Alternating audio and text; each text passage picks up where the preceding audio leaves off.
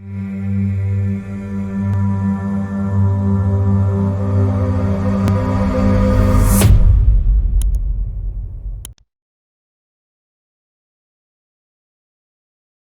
no evidence for curvature when you use your own senses and your own observations.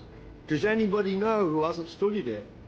Because I certainly didn't know when I was a globe believer what the equation for the curvature of the Earth should be.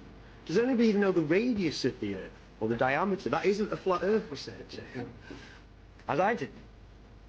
But it should be common knowledge, shouldn't it? Shouldn't engineers, sailors, pilots, astronauts, you know, all of these professions, architects, they should all know how much the Earth curves. If they're building a rail line over 30 or 100 miles or 200, however long it is, or a canal, or all these kind of things, they should know. It should be a common knowledge thing like E equals mc squared. We don't use it every day, but everyone knows E equals mc squared.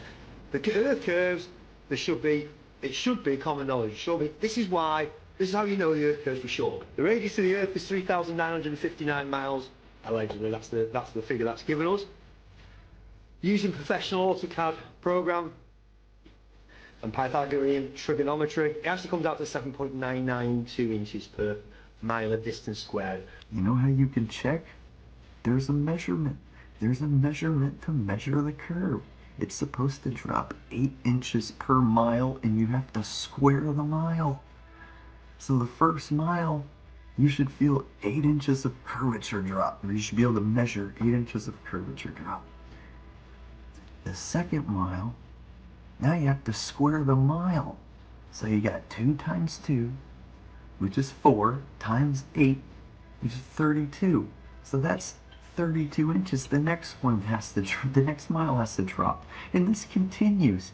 And at 50 miles, we're at 1,667 feet of drop and curvature. We can see things 50 miles away. 37 miles away, should be behind 900 feet of curve. The CN Tower is 1,800 feet tall. You should be able to see only the top half of that and hardly any of the rest of Toronto. Can we see pretty much the whole skyline there?